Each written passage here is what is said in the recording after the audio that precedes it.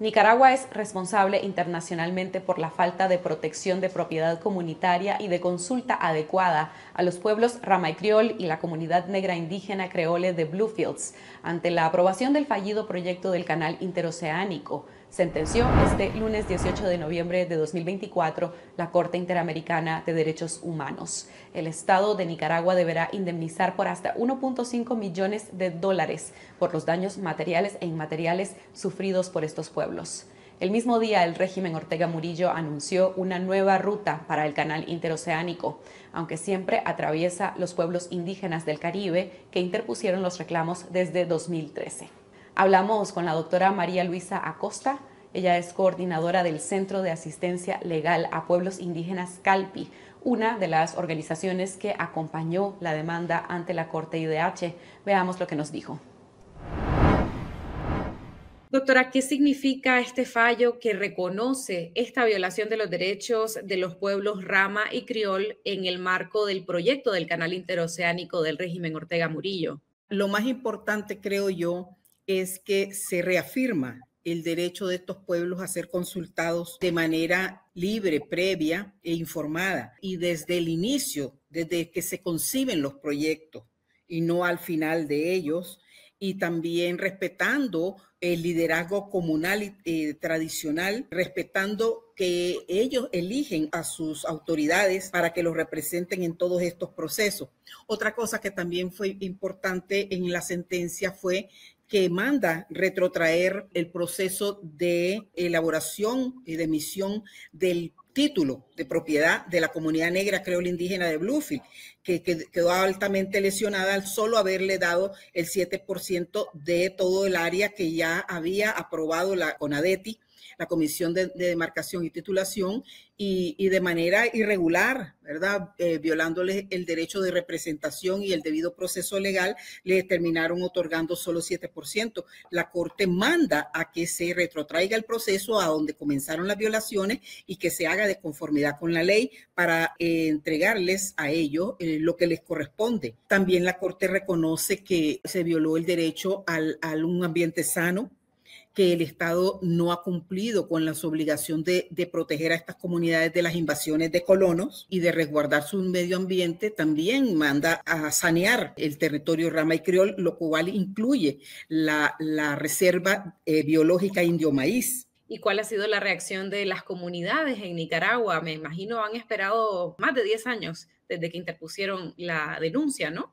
Asimismo, ellos, bueno, estuvieron en oración antes y han estado muy impactadas por la resolución.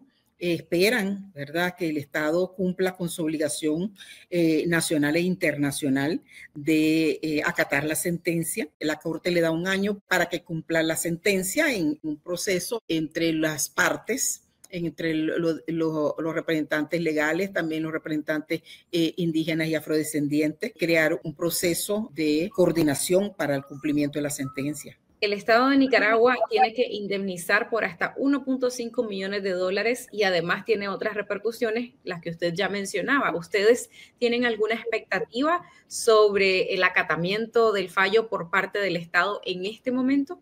Esa es su obligación. El Estado promulga que es un Estado que respeta los derechos humanos, que respeta el ordenamiento internacional. Para esta sentencia no hubo representación del Estado de Nicaragua. Desde 2022 fue declarado en desacato por no atender resoluciones del tribunal ni responder las comunicaciones. ¿Cómo valoran ustedes esta postura del gobierno actual? En la parte desde el 2014 hasta el 2020 fuimos a audiencias y ellos fueron.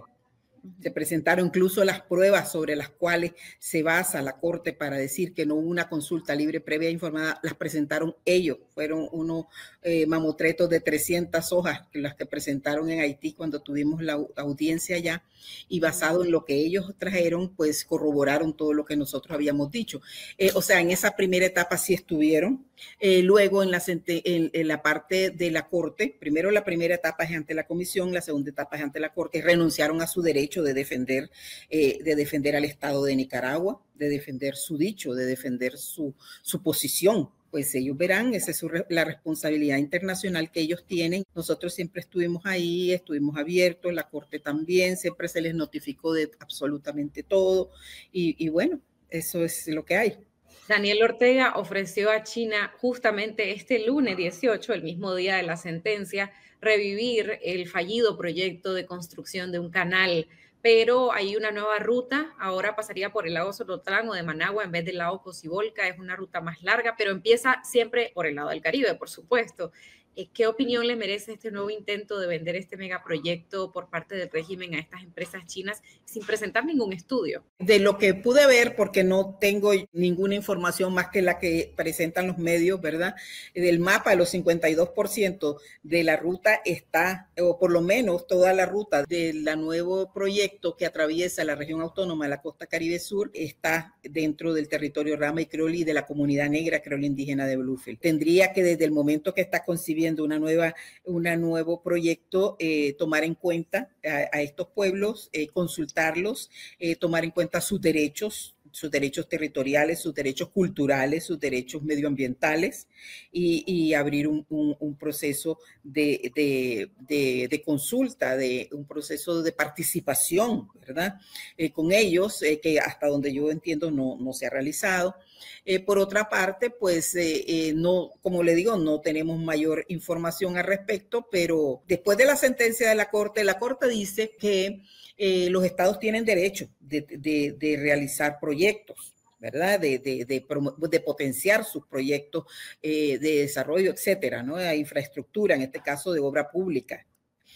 Porque está hablando también de carreteras y de puertos, todo eso son obras públicas que debe dar a conocerlas al pueblo en general y a las comunidades que pueden ser afectadas en particular, ¿verdad? En este caso, pueblos Rama y Creole y las otras comunidades que queden en el camino, comunidades campesinas, otros municipios, etcétera. Y que ese tiene el derecho, pero también tiene la obligación de consultar, de informar y de tomar en cuenta los derechos humanos, que en este caso son derechos culturales, medioambientales, derecho de propiedad. El derecho de propiedad también es un derecho humano, de todas las personas que pueden resultar afectadas. Entonces, el problema no es que se haga, el problema es que se haga mal o que se trate de hacer mal como ya ocurrió la primera vez, pues en el sentido de que no se cumplieron los estándares internacionales de protección de derechos humanos de todos los pobladores de Nicaragua en general y de los pueblos indígenas y afrodescendientes en particular.